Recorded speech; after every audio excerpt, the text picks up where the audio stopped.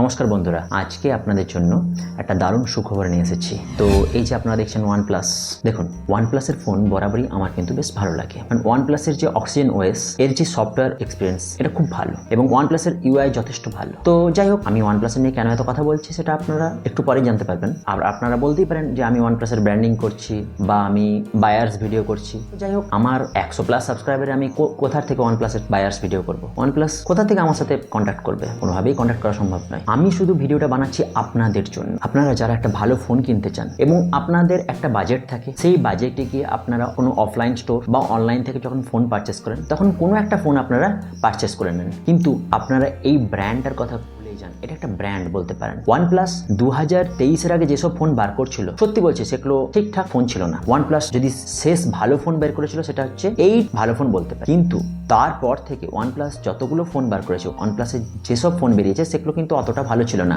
OnePlus Nord series বলুন, Nord ফোনটা তবু ঠিক ছিল, বাট তারপর Nord 2 বলুন, Nord C2 বলুন বা Nord 2T বলুন, অতটা কিছু খাস ছিল না ফোনগুলো। সেই প্রাইস রেঞ্জ অনুযায়ী সেই ফোনটা কিন্তু অতটাও খাস ছিল না। কিন্তু OnePlus 2023-এ যে ফোনগুলো বার করেছে তার মধ্যে এই একটা ফোন, OnePlus Nord C3, যে ফোনটা কিন্তু সত্যি খুব ভালো। এই OnePlus Nord C3 ফোনটা 2023-এ লঞ্চ করেছিল, কিন্তু যখন OnePlus Nord C4 এবছর লঞ্চ করে তারপর এই ফোনটার প্রাইস কমে যায় এবং এই ফোনটার প্রাইস 2024-এ মার্চ মাস থেকে এই ফোনটা 18,000 ইন্ডিয়ান রুপিতে পাওয়া যাচ্ছিল। তো তখন আমি এই ফোনটা যাদের বাজেট 20,000-এর নিচে তাদেরকে খুব বেশিভাবে রেকমেন্ড করছিলাম। কিন্তু হঠাৎ করে ফ্লিপকার্টে OnePlus Nord 3, যেটা ইন্ডিয়ান রুপিতে প্রায় 35,000 ইন্ডিয়ান রুপিতে লঞ্চ করেছিল, সেই ফোনটা অফার প্রাইসে 31,000-এর মধ্যে পাওয়া যায়। কোনো সময় অফার জন্য 30,000 টাকা তো কার্ড অফার লাগিয়ে 30,000 টাকাতে পাওয়া যায়, কিন্তু হঠাৎ করে এটা কয়েক মাস থেকে এটা 21,000 থেকে 22,000 টাকার মধ্যে এটা পাওয়া যায়। তো এটা নিয়ে অনেকের সংশয় ছিল। দেখুন, OnePlus-এর ফোন কিন্তু বিক্রি হয় মেনলি অ্যামাজন প্ল্যাটফর্মে, যেটা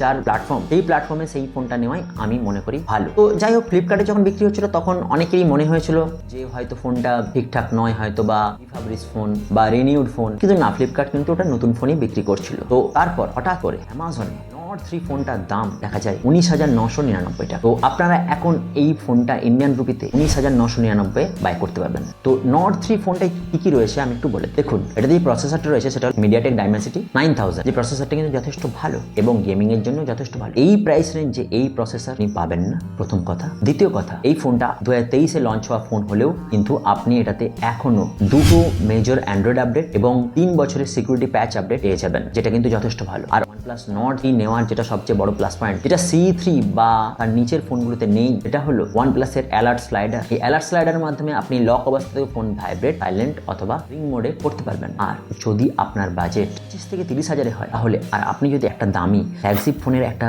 এক্সপিরিয়েন্স নিতে চান, তাহলে আপনি অবশ্যই OnePlus 11R ফোনটি পারচেস করুন। এই ফোনটা পারচেস করলে আপনি বুঝতে পারবেন যে OnePlus-এর কেন এত ব্র্যান্ড ভ্যালু, OnePlus-এর ফোন কেন এত দামে বিক্রি হয়। যাই হোক, আমার মতো মধ্যবিত্ত পরিবারের যেসব ছেলেমেয়েরা, তাদের তো 40-50,000 টাকা রুপির ফোন কেনা সম্ভব নয়, তাই তারা OnePlus-এর ফোন ঠিকঠাকভাবে পারচেস করতে পারেন। এই OnePlus 11R কেন ফ্ল্যাগশিপ ফোন বললাম আমি? প্রথমত এর যে প্রসেসর, এটা 2023-এর ফ্ল্যাগশিপ প্রসেসর। এই প্রসেসরটা হলো Snapdragon 8+ Gen 2, যে প্রসেসরটা দারুণ এবং এর ক্যামেরার যে কোয়ালিটি মারাত্মক। আপনি 30,000 টাকার বাজেটের মধ্যে কোনো একটা দারুণ অলরাউন্ডার ফোন চান, তো OnePlus 11R-এর তুলনায় কোনো ফোন নেই। এমনকি এই ফোনটা কোনো কার্ড অফার না দিয়েও আপনি 28,000 রুপিতে পেয়ে যাবেন। তাই যদি মনে হয় যে একটা ভালো ফ্ল্যাগশিপ ফোনে এক্সপিরিয়েন্স নিতে চান এবং সেটা যদি OnePlus-এর হয়, আপনি নিতে পারেন। তো আমি OnePlus-এর এত গুণগান করলাম, এবার OnePlus-এর আরেকটা ফোনের কথা বলছি, OnePlus Nord C3 Lite।